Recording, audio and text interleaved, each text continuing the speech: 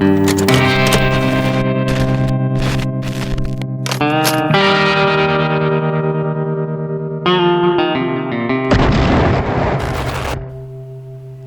to the Crafty Mini. We're going to be painting this awesome bust. I picked this up from a fair a few months back. I've just not got round to painting it, and it's pretty cool. Very sort of post-apocalyptic, Mad Max type thing. Hence the thumbnail. So yeah, we're going to be going through, and again, like the last video, just using Pro Acryl. The only caveat to that is the metal pieces on this and some of the weathering, but all the base coats will be Pro Acryl again, because I'm really enjoying these paints and trying to push them as far as I can go. Right, so he's had a dark green sort of base coat all over, and then I'm going in with the base flesh tone.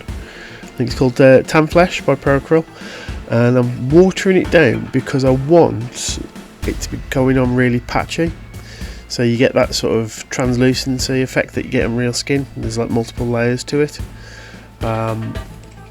It's just sort of something I wanted to try because of the coverage of these paints. I was looking at how far I can take sort of push them and watering them down. And I've got to say the flesh at the end of this looks really good. Really happy with it and pleasantly surprised. So first things first, watering it down roughly 2 to 1.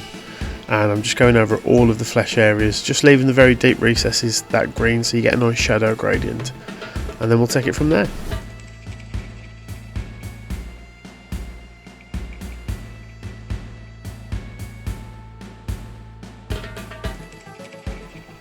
Right, and as you can see, that first layer is dried now and it's gone on very thin. There's still patches of the green going through, so exactly the same again, same mixture, 2 to 1. I'm going in and just going over the top of that.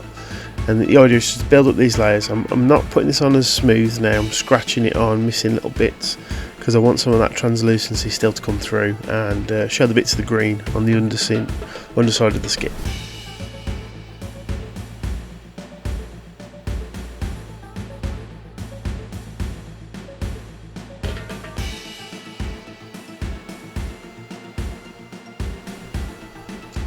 And again, just a bit of mist here, so going back to the original layer, and then I'll immediately, when it dries, go back on. And I find that this technique's, it's something I've just recently started trying, and because I want like more of a sickly sort of pallid flesh, and you can see here now the contrast when I get to that side of the torso. So the big open areas like that, it's quite smooth, but here, from here on in, you just sort of scratch it on, you get this really nice effect, and the skin looked quite translucent. And a bit more sort of mottled and sickly, which is sort of the effect I'm going for. But yeah, it's quite an interesting technique.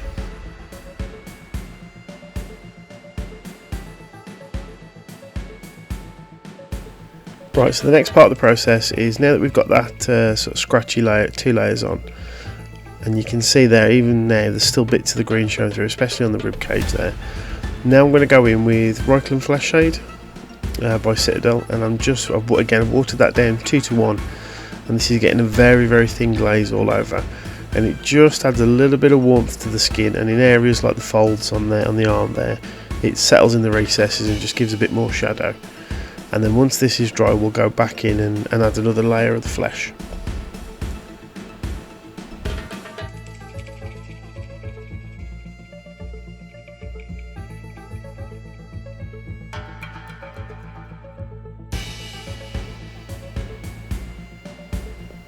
Right, so now that that's dry, you can see there the flesh looks a lot warmer.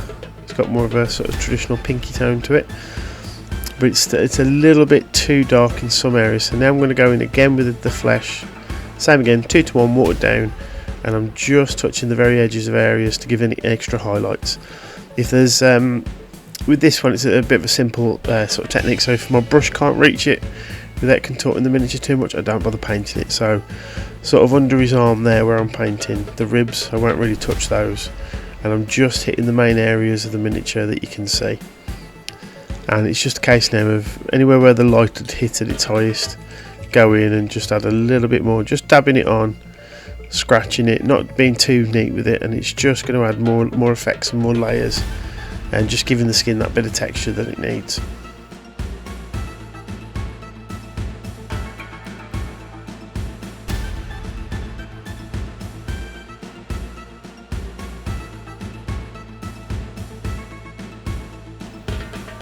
and you can see here again some more of that highlighting, and I'm being very sort of haphazard and scratchy with the highlights. I'm not following the lines of the miniature particularly well, and I've got a really old gnarly brush for this, and it's just adding more scratches, more texture, and even now you can still see a little bit of that green coming through on the actual skin. And the finished effect, it looks nice. It's got this really sort of sickly flesh, which is the sort of effect that I wanted to go for.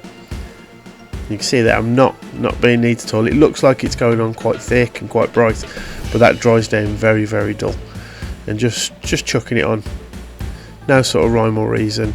And it's because, you know, this person is obviously living in the nuclear apocalypse in the wastelands, and they're not going to be all pristine and neat. They're going to be very mucky and dirty, and it's all about adding that effect and that sort of story for your miniature as well, or your bust, whatever it is you're painting. See if you can give some sort of narrative to it.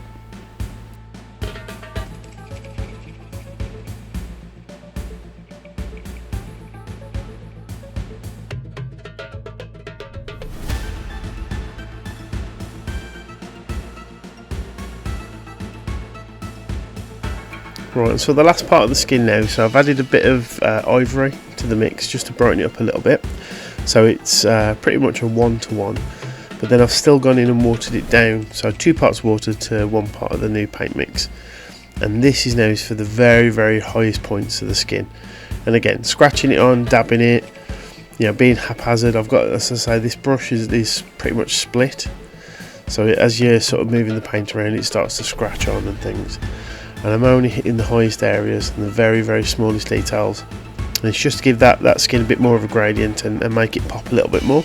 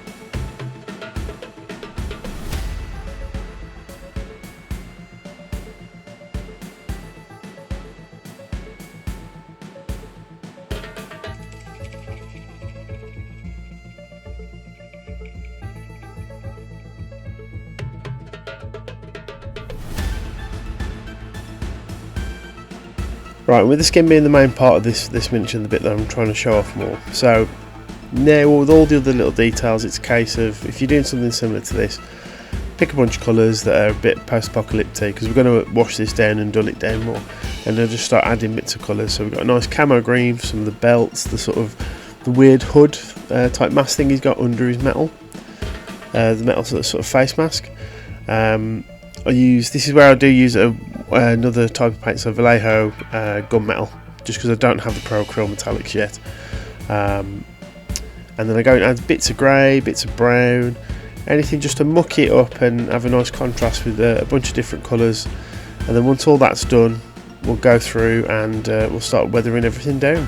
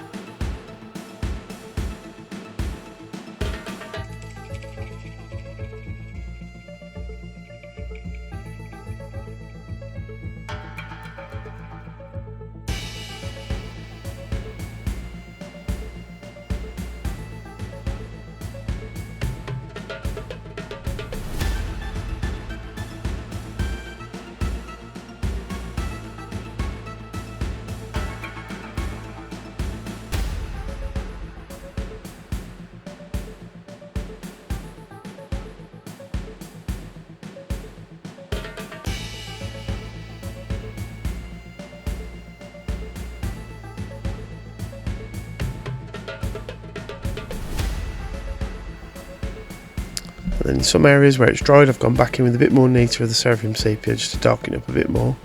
Just variations of actual muck and grime and things.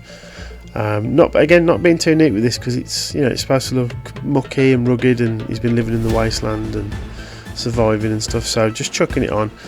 When it's fully dried, then everything gets I like to put a satin varnish on these, just because, and anywhere where it's got a heavy amount of the Seraphim sepia, just to dull it down a touch more because it can dry quite glossy. But yeah, that's the finished results. Quite happy with this one. This is pretty cool, different, something I wanted to try. I've been sort of practicing on miniatures and things, and I thought, right, I'll put it into an actual video. The main one's the skin tone and that sort of scratchy, get like the transparent layers effect, which I thought was come out quite nice on this. But yeah, thank you very much for watching, guys. Cheers for all your support and everyone who's leaving comments and likes and things. Don't forget to like, comment, subscribe, all that YouTubey stuff, and we'll see you on the next one. Cheers.